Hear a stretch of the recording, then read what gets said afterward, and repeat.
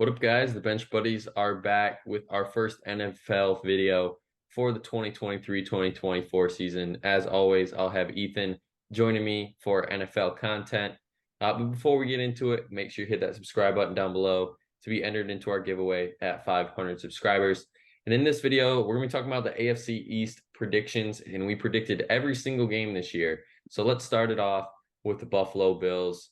And I'll just keep it rolling here. I have the Bills going 8-9, not even a winning record this year, and a big disappointment of the season.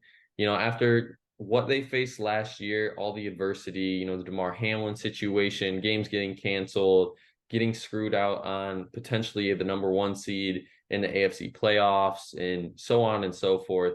It was a very emotionally draining year for those Bills.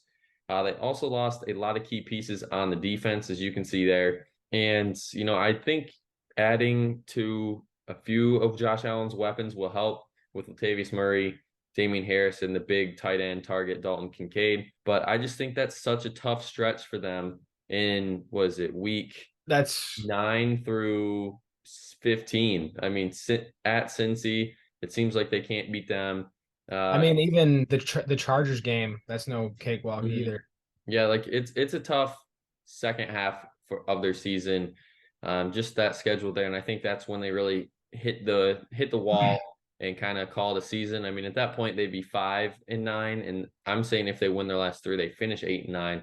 But I think it's gonna be a big disappointment there in Buffalo. Yeah, first of all, it's really good to be back. I've been on here in a while, so it's really good to be back.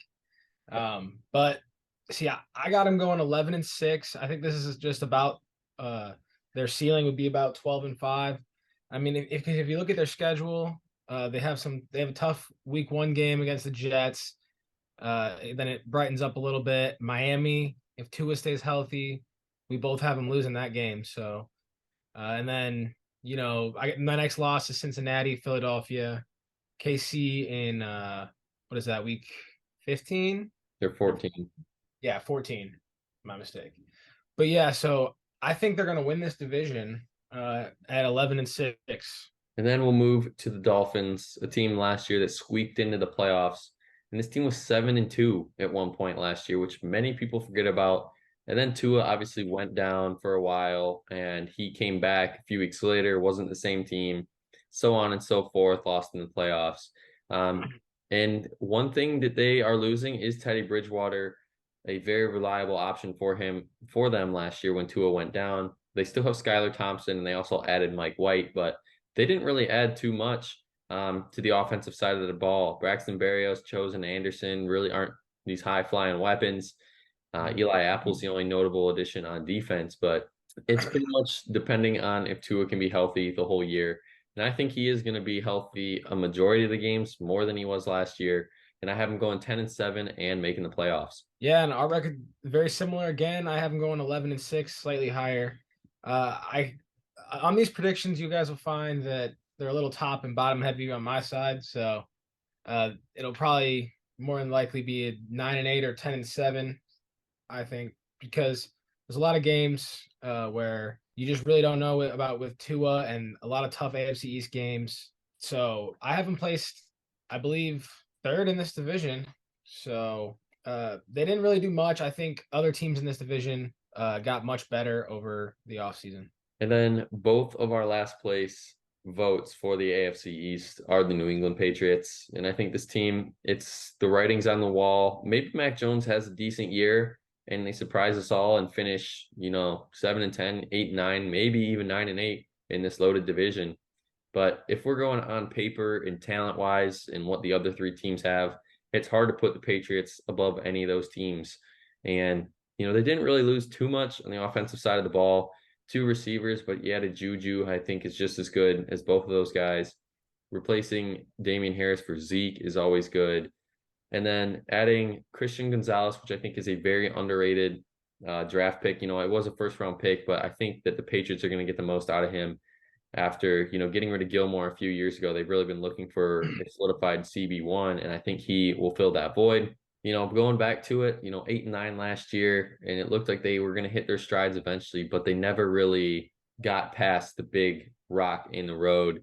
And I think that's kind of the same situation this year, except it's just way worse. Yeah, and with New England, it's never going to be the defense with the problem, at least when Bill Belichick is there and at the helm as head coach. But I do like Juju Smith-Schuster, Ezekiel Elliott, those pickups. I do like that rookie cornerback Christian Gonzalez draft pick as well.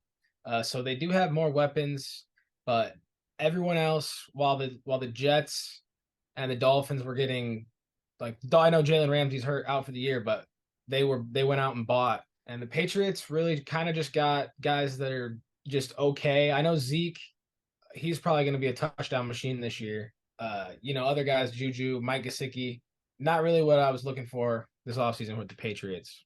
And then the last team in the AFC East are my team that's winning it all, the New York Jets. And yeah, I am buying into the hype a little bit, after my Packers traded Rodgers to the Jets. And, you know, how can you not buy into this team? Last year, the defense alone was a top five, possibly even top three defense when it's all said and done. And they were 7-10 and just missed out on the playoffs by 2 wins with, not to be rude to Zach Wilson and the quarterback room, but atrocious. The play was really bad. And now you get a 3-time MVP, a Super Bowl winning quarterback, that's coming maybe still in his prime after those 2 MVP seasons off of a down year. And look at the weapons he's added around him. Dalvin Cook, his buddies Lazard and Cobb, Hardman Jr. from the Chiefs, and then adding Will McDonald on the edge along with Jermaine Johnson Jr. and Sauce in the back in the corner. I just think this Jets team on paper, there's no way they don't win this division. It's hard to pick against them. Yeah, I think the only way they don't win this division is, like I said, with Josh Allen, just crazy quarterback play if that is possible. But I'm with you. Also, to add on to your point, Garrett Wilson led all rookie receivers and catches last year with that quarterback room that you were talking about. So, yeah, lots of things to be excited about for the Jets, with a top three or top five defense for sure. Adding Dalvin Cook, Aaron Rodgers, all those guys are the top. I mean, all those guys are great ads, Mhm. and I definitely think the Jets are going to make some noise this year. And there you can see my standings so far for the AFC East. Obviously, this is our first video breaking down each division, so that's all you're going to see for right now.